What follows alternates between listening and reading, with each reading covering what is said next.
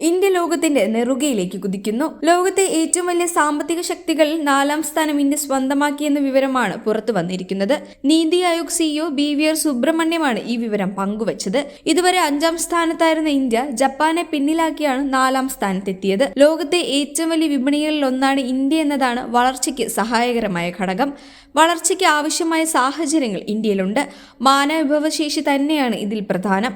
മാത്രമല്ല, ഉൽപാദന രംഗത്ത് കൈവരിക്കുന്ന നേട്ടവും എടുത്തു പറയേണ്ടതാണ്. ലോകത്തെ വൻകിട കമ്പനികളും രാജ്യങ്ങളും ഇന്ത്യയുമായി അടുക്കുന്നതും ഈ വിപണി സാധ്യതകൾ കണ്ടിട്ടാണ്. ആഗോള സാമ്പത്തിക റാങ്കിങ്ങിൽ ഇന്ത്യ ഒരു പടിയാണ് ഇപ്പോൾ കയറിയിരിക്കുന്നത്.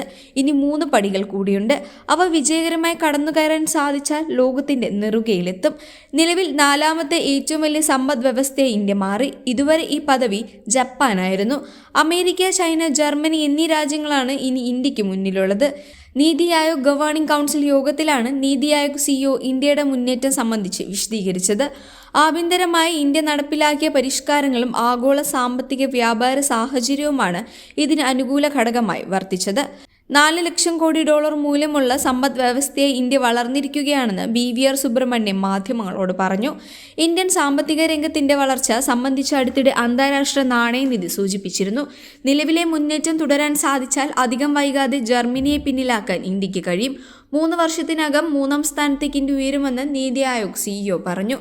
നിർമ്മാണ രംഗത്ത് ഇന്ത്യ നടത്തുന്ന കുതിപ്പാണ് ലോക സാമ്പത്തിക ശക്തിയായി രാജ്യത്തെ വളർത്തുന്നത്. ഒട്ടേറെ അമേരിക്കൻ കമ്പനികൾ ഇന്ത്യയിൽ നിർമ്മിക്കുന്നുണ്ട്. ലോകത്തെ പ്രധാന മൊബൈൽ ഫോൺ വിപണിയായും ഇന്ത്യ മാറുകയാണ്. എന്നാൽ അമേരിക്ക നടത്തുന്ന പുതിയ നീക്കം ഇന്ത്യക്ക് തിരിച്ചടിയാകുമോ എന്ന ആശങ്കയുണ്ട്.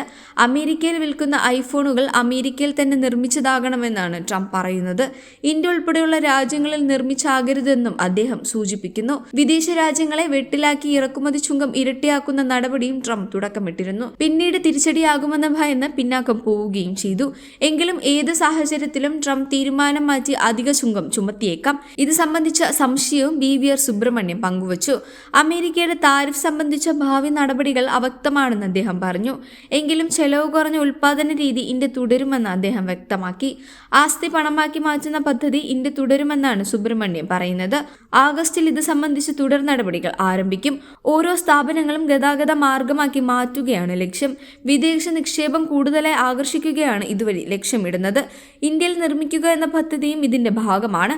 വിദേശ കമ്പനികളെ ഇന്ത്യയിൽ പ്രവർത്തിക്കാൻ ക്ഷണിക്കുകയും അവർക്ക് സൗകര്യങ്ങൾ ഒരുക്കുകയും ചെയ്യുക വഴി ജോലി അവസരം കൂടുതലായി സൃഷ്ടിക്കുകയാണ് ഇന്ത്യ ചെയ്യുന്നത്.